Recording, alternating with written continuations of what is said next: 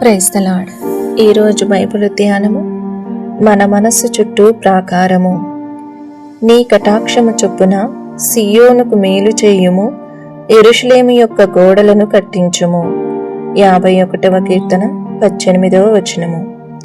నూతన యెరూషలేము యొక్క ప్రాకారములు సూర్యకాంతపు రాయితో కట్టబడినవనియు, ఆ ప్రాకారం యొక్క మందము 144 మూరలు, దాదాపు 216 అడుగులు ఉన్నట్లుగాను చదువుచున్నాము.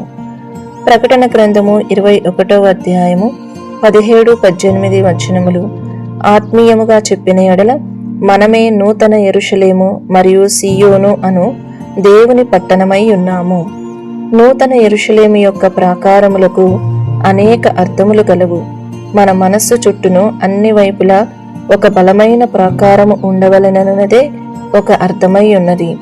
నిషిద్ధమైనదేదైనను లేక అసహ్యమైన దానిని జరిగించువాడెవడైనను ఆ దేవుని పట్టణములో ప్రవేశింపడని చదువుచున్నాము. మన మనస్సు చుట్టూను అన్ని వైపులను దేవుని చేతను జయింప వీలు కాని సూర్యకాంతపు ప్రాకారమును కట్టుకొనుట వలన అది పవిత్రముగా కాపాడబడవలనని ప్రభువు కోరుచున్నాడు.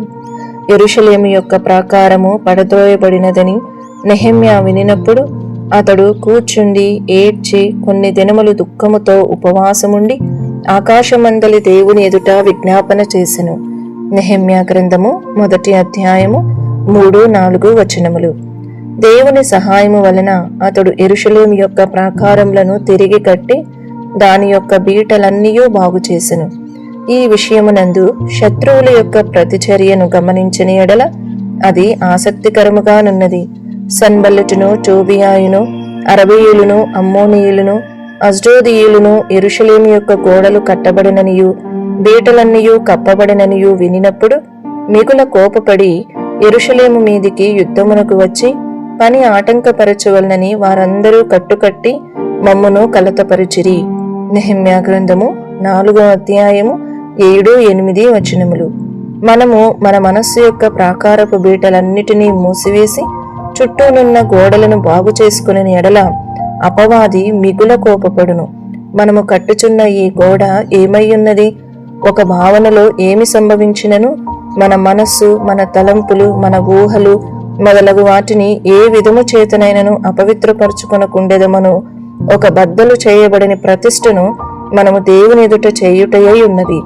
ఒకవేళ మన మనస్సును క్రీస్తు యొక్క మనస్సు వలె సంపూర్ణ పవిత్రతతో ఉంచుకొని ఎడల మనకు విరోధముగా అపవాది వేయు పథకములన్నిటినీ మనము సంపూర్ణముగా పడద్రోయుటకు శక్తిమంతులముగా ఉండగలమని అపవాదికి తెలియను. ప్రియమైన దేవుని బిడ్డ, మీ మనస్సు చుట్టూరా ఉన్న ప్రాకారము ఏ విధముగానున్నది? శత్రువులు, అడవి మృగములు దానిని లాగి క్రింద పడవేసి నీ మనసులో ప్రవేశించి తద్వారా నీ ఆలోచన పరిధిని అపవిత్రపరచగలిగేదంతా బలహీనముగా పెలుసుగానున్నదా? ఈ వీడియో యొక్క పూర్తి స్క్రిప్ట్ కావాలంటే దయచేసి డిస్క్రిప్షన్లో చూడండి. ఈ వీడియో ఆంగ్లము మరియు హిందీ భాషలలో కావాలంటే ఛానల్ను సబ్స్క్రైబ్ చేయండి మరియు వీడియోలను క్రమంగా అనుసరించండి. Praise the lord.